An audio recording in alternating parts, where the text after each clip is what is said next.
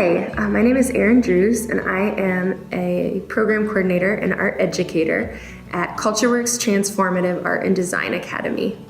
And we've been partnering with Awakening for a few years now, and I am so excited to do a few art projects with you. But before we get started, I wanted to talk about why art is valuable in the kingdom of God. And in Genesis 2:9, it says that the Lord made all kinds of trees to grow out of the ground, trees that were pleasing to the eye and good for food. And I just think that that detail is interesting. They were pleasing to the eye and good for food. So it's not only about function, but also about beauty.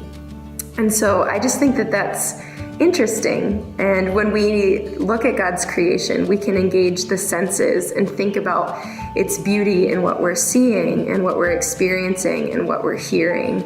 And today's lesson is all about combining sort of just hearing and listening and creating. It's basically about noticing. And I want to talk to you today about an artist named Wassily Kandinsky. He was born in 1866 and passed in 1944, and he was a Russian painter and art theorist. And his work was derived from the desire to pursue inner beauty, the fervor of spirit, and what he called the inner necessity. And he cared very deeply about training his soul in order to become an effective artist. And while he was not overtly Christian, we can take from his practice that sort of desire to express the soul creatively.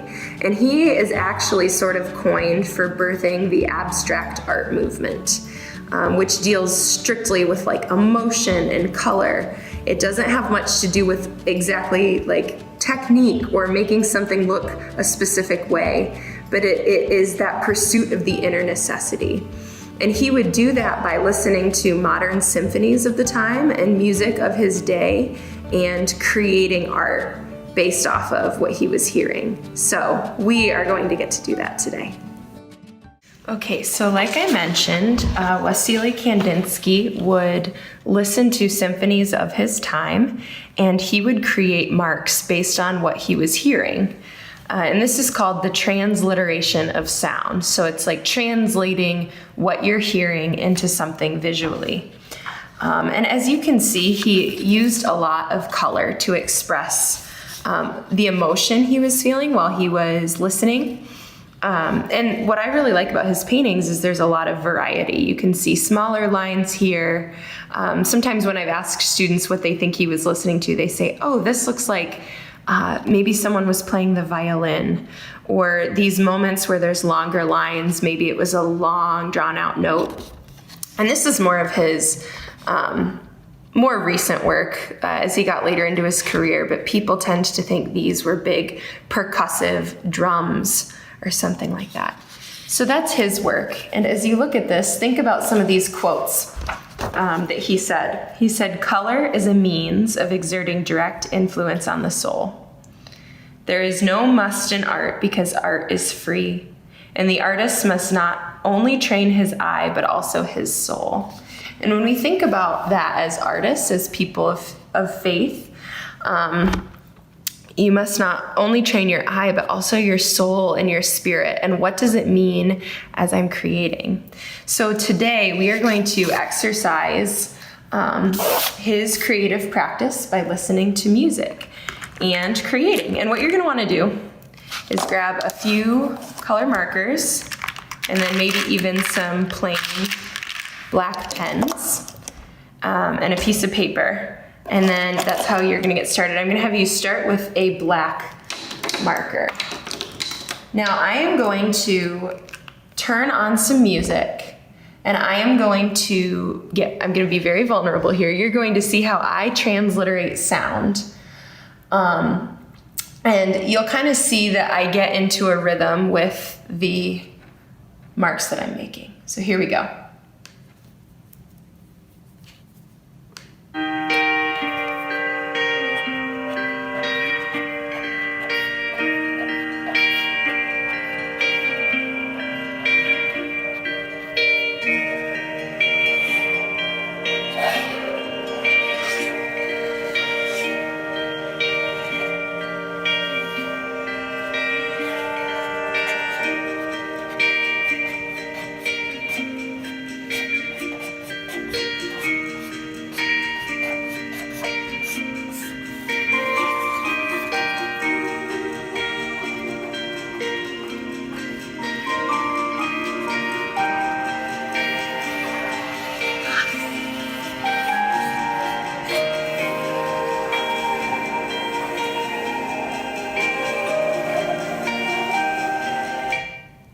So you can see so far, I kind of listened to different parts of the song as it evolved, and I added smaller marks as I was hearing a more staccato line in the song. And then I added larger swooshes as I was hearing either crescendo or prolonged notes. So you can follow one instrument or a melody to kind of pursue those marks that you're making. I'm gonna play the rest of the song, or most of the rest of the song, and this time I'm going to begin incorporating color, and I might add color based on whatever mood I'm feeling as I listen to sound, so just be mindful of that as well.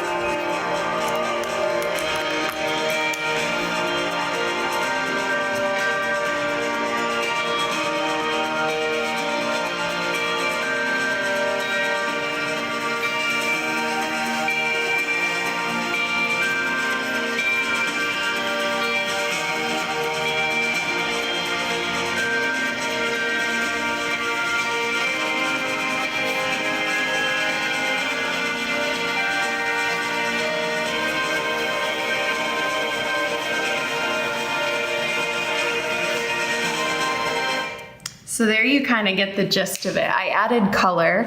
I added some blue in those parts that were a little bit more calm before the song built. And then as it built and added a lot more sounds layered in, I incorporated some cheerful pink to kind of indicate that that was happening in the song.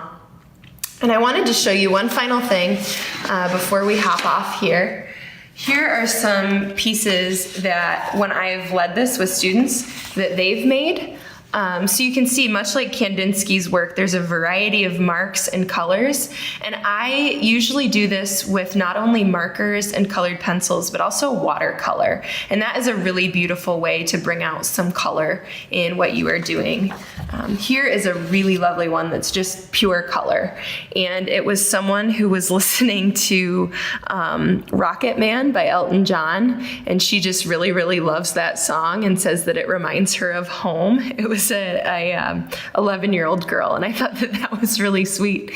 But just she really conveyed the different parts of what she was feeling about the song strictly in pure color. So you can go that route as well.